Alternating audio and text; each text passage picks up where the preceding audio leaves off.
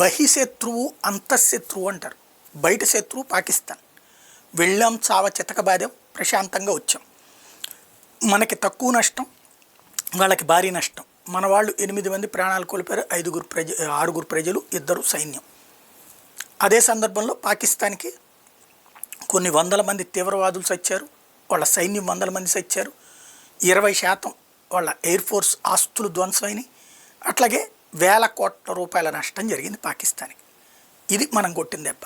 అయితే మన దేశంలోనే ఉండి పాకిస్తాన్కి పనిచేసి పెడుతున్నటువంటి నిన్న ఆ జ్యోతి అనేటటువంటి అమ్మాయి లాంటి వాళ్ళే బోల్డ్ అంతమంది ఉన్నారు. ఇప్పుడు ఒక్కొక్క గుట్టు బయటపడుతోంది. తాజాగా ఉత్తరప్రదేశ్ పోలీసులు ఈ షహజాద్ అనేటటువంటి వాడిని అరెస్ట్ చేశారు. వీడు ఇప్పటికీ 5 సార్లు పాకిస్తాన్కి వెళ్ళొచ్చాడు. వీడితో పాటుగా వీడి మిత్రులు కూడా పాకిస్తాన్కి పోయి వచ్చారు. వీడు పంపించాడు. ఇక్కడ వీడు పాకిస్తాన్తో మాట్లాడుకుని, ఐఎస్ఐతో మాట్లాడుకుని భారతదేశంలో రిక్రూట్మెంట్లు చేస్తున్నాడు. భారతదేశంలో కొంతమందికి డబ్బులు అరేంజ్ చేస్తున్నాడు. తద్వారా వాళ్ళని తీవ్రవాదం వైపుకి మళ్ళిస్తున్నాడు. వీడు కీ సూత్రధారులో ఒకటిగా మారుతున్నాడు. వీడిని ఇప్పుడు అరెస్ట్ చేశారు. వాడి వెనకాలేంటి, వాడికి ఐఎస్ఐలో ఎవరితో సంబంధాలు ఉన్నాయి, ఇవన్నీ తేలుస్తున్నారు.